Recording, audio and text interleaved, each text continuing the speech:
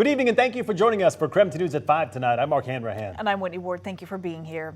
This afternoon, Spokane Mayor Nadine Woodward took a stand against the City Council's call for an independent investigation into the police chief, Craig Michel. The chief is accused of giving special access and information to downtown business owners. KREM 2's Amanda Rowley shares what both the mayor and the majority of City Council are saying about the issue today. Amanda?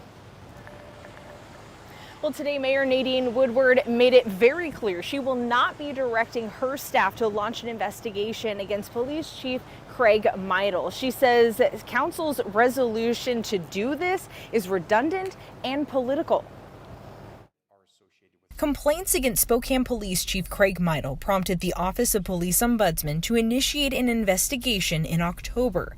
Its report in December found that he exchanged hundreds of emails with downtown business owners that included special access to the chief and information.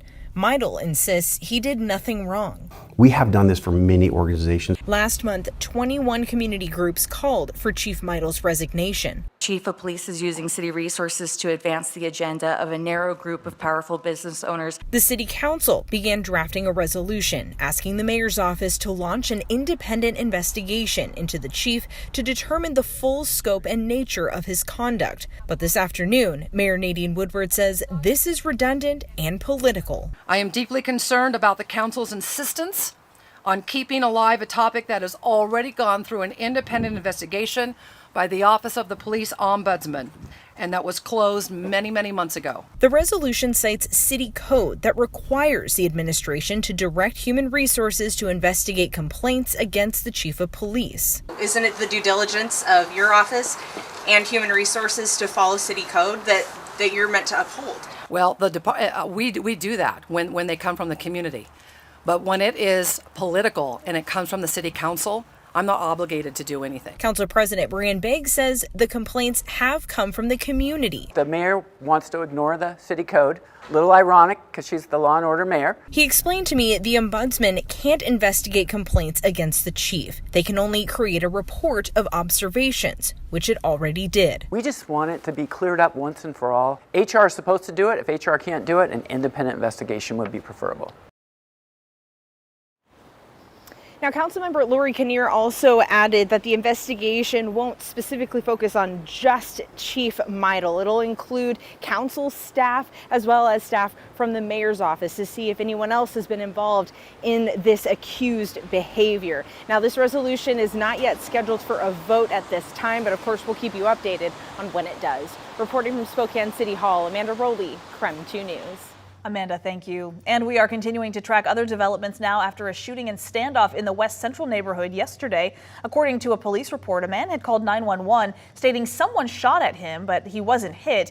He did say, though, he was trapped for several hours in the same house as the suspect. Also in the house was an immobile, disabled child who had to be removed by officers. Law enforcement says they received conflicting information about whether the suspect was still in the home or had fled. They did find evidence of a shooting in the house, but after several hours, the suspect was not located or near the scene. So as that search continues tonight, SPD is now asking anyone with information about that incident to please call Crime Check.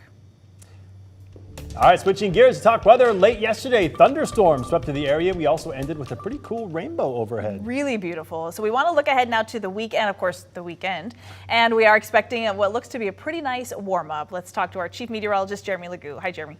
You know, how many times have I told you guys don't trust the 7-day forecast? Lots. A lot. All right. When it comes to the 7-day forecast, there's one thing you can kind of rely on, and that's an overall atmospheric pattern, such as a strong ridge or a big trough, the jet stream position. And jet stream position is one of those things that you can see far out in advance of the day because it's just so far away from the ground that it's not really influenced by some of those lesser atmospheric things. So when it comes to our overall weather pattern, we do know what's going to happen. That being said, the day-to-day could stray slightly. Right now, we have a few scattered showers. Those will continue to just kind of move out and wind down this evening, and then it's nothing but sunshine in the days to come. Seriously. All right. When it comes to the next few days, tomorrow up near 60. Tomorrow you're going to go, this is the nicest day we've had. Wednesday you're going to go, oh my goodness, this is the nicest day we've had all year. And then Thursday's going to hit. And you get the picture. Seriously though, as we head into the weekend, our temperatures are set to soar. We are going to be likely up near 80 degrees on Saturday and Sunday. And the reason I'm so confident in that is because we build such a strong jet ridge overhead that it's going to be hard to have anything other than heat building. All right, Jeremy, looking pretty nice. Thank you very much. All this week here on KREM 2, we are learning more about why some voters in eastern Oregon want to move the state line and become part of Idaho. It's just a different lifestyle out here. Not bad or Not judging one that's better than the other, but just different. 11 counties have voted to start the process to become part of Idaho. The Greater Idaho movement would change the border to make 15 counties part of the state. Tonight on KREM 2 News at 6, we hear from a fifth-generation Oregonian and why she says she wants a divorce. In other news, a former Idaho State Trooper accused of murdering his wife 2 years ago made his first court appearance this morning, days after a grand jury returned an indictment. KREM 2's Kyle Simchuk is now following the case out of Kootenai County tonight. 57-year-old Daniel Charles Howard walked into the Kootenai County Jail on Friday night just as he learned that there was a warrant out for his arrest. According to court documents, Howard, a former Idaho State Police trooper, called authorities on the night of February 2nd, 2021 and said his wife, 48-year-old Kendi Wilkins, had shot herself. Detectives say during the course of their investigation they found no evidence of a suicide, but instead a homicide. Now, Howard's attorney, Jason Johnson, tells KREM 2 there is only circumstantial evidence in the case and that a gunshot residue test from Howard's hands came back negative. His attorney says Howard has cooperated with detectives since day one and provided information about his wife's depression and the medications she took. That attorney says if there was physical evidence linking Howard to the murder, he would have been arrested years ago. Howard is now charged with murder and felony domestic battery. Our news partner, the Coeur d'Alene Press, reports Howard resigned from Idaho State Police in 2014 after he was suspended amid investigations into criminal activity in Kootenai and Bonner counties. Prosecutors say Howard threatened to kill a man in 2013 who allegedly had an affair with his wife. The Coeur d'Alene Press reports Howard was accused of pouring syrup in the man's vehicles and firing a gun at his home. Howard spent 4 months in jail.